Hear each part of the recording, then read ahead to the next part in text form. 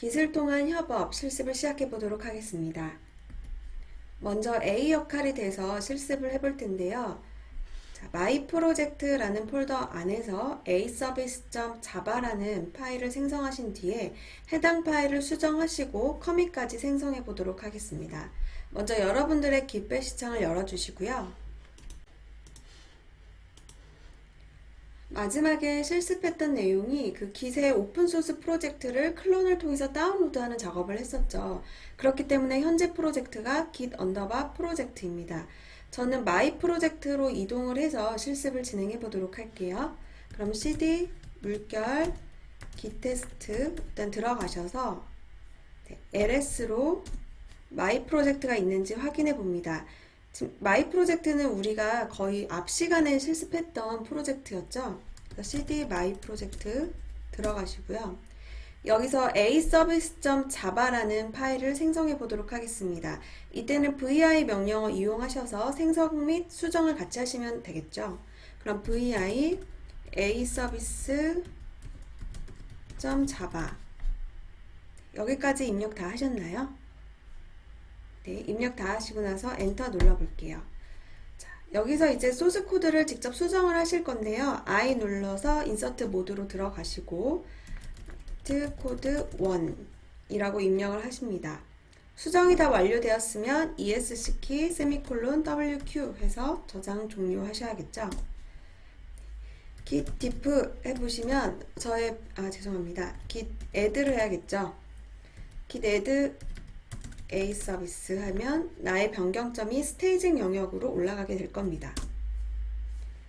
그럼 git 스테이터스 한번 볼게요. 새로운 파일이 추가된 것을 확인하실 수 있으시죠? 네, 커밋을 한번 만들어 보겠습니다.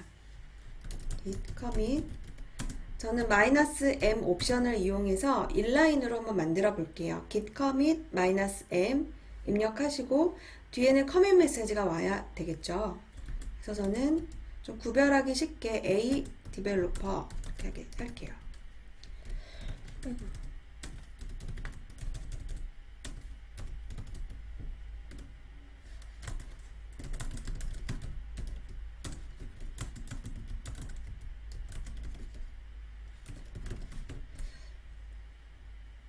이렇게 모두 입력하셨으면 사실 커밋 메시지는 자유롭게 등록하시면 됩니다. 엔터 눌러 볼게요. 그럼 새로운 커밋이 하나 생성이 되어 있겠죠? git 로그로 확인을 해보면 제가 방금 생성한 A 디벨로퍼의 커밋이 이렇게 한 개 생성이 되어 있는 것을 확인하실 수 있습니다. 여기까지는 A 개발자의 실습을 진행을 해봤고요. 이제 다음에는 B 개발자가 되어서 또 새로운 커밋을 만들어 보도록 하겠습니다. B 개발자는 gitnet 페이지에서 리드미 파일을 생성해서 그 다음에 커밋을 하나 만들어 볼게요. 여러분들의 gitnet 페이지에 들어가 주실게요. gitnet 페이지 코드프레소로 들어가 보도록 하겠습니다. 여러분들 여기 페이지에 들어오시면 이제 UI로 직접 파일을 생성하거나 뭐 커밋을 만들 수가 있어요. 그래서 저는 샘플로 리듬이라는 파일을 만들어 볼 텐데요. 여기 add 리듬이라는 버튼 보이시나요? 네, 이 버튼을 눌러 보도록 하겠습니다.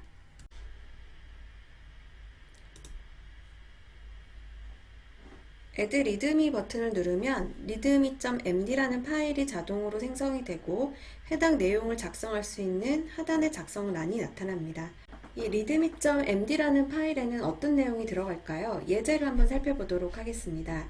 이전에 우리가 클론으로 다운로드 받았던 git의 오픈소스 프로젝트에 들어가 보시면 파일 리스트 중에서 readme.md라는 파일이 보이실 거예요. 이 파일을 눌러보시면 git이란 무엇인지 그리고 git은 어떠한 특징을 가지는지 설명이 되어 있고요. 또 이 git을 설치하려면 어떠한 페이지를 참고하면 되는지 그리고 git과 관련된 툴이나 문서 등은 어느 사이트를 보면 참고할 수 있는지 등이 자세하게 설명이 되어 있습니다. 즉 리드미 파일은 소프트웨어가 어떠한 목적으로 개발이 되었고 어떠한 기능을 가지며 또 어떻게 사용할 수 있는지 등에 대해서 사용자들에게 정보를 노출하는 역할을 합니다. 그럼 우리도 이 readme.md 파일에 내용을 한번 작성해 볼까요? 저는 간단하게 내용을 적어보려고 하는데요. 테스트 for readme.md 이 정도로만 작성을 하겠습니다. 이 내용은 여러분들이 자유롭게 작성하셔도 상관없고요. 이제 나중에 정말 소프트웨어를 릴리즈 하시는 경우에는 아까 제가 설명드린 이 소프트웨어가 어떤 역할을 하고 어떠한 기능을 갖는지 등을 자세하게 서술해 주셔야 됩니다. 내용을 모두 다 입력하셨으면 커서를 아래로 내려와 보도록 하겠습니다. 여기 내용을 보시면 커밋 메시지를 입력할 수 있는 별도의 란이 있고요. 타겟 브랜치를 입력할 수 있는 별도의 란이 이렇게 존재합니다. 깃랩에서는 파일을 생성하거나 파일을 수정하는 것과 동시에 커밋을 다시 생성하실 수 있습니다. 때문에 여러분들이 원하시는 커밋의 메시지를 이 란에다 적어 주시고요. 내가 이 커밋을 반영하고자 하는 특정 브랜치의 이름을 하단에 적어주시면 됩니다. 하지만 우리는 현재까지 브랜치에 대해서 배우지 않았기 때문에 이 타겟 브랜치는 마스터로 이제 디폴트 값을 유지하도록 하겠습니다. 자, 저는 커밋 메시지를 일단 구분이 가능하도록 앞에다가 bdeveloper라고 적도록 하겠습니다. 자, 저와 같이 다 적어주셨나요? 네, 다 적으셨으면 마지막 커밋 체인지라는 버튼을 눌러보도록 하겠습니다.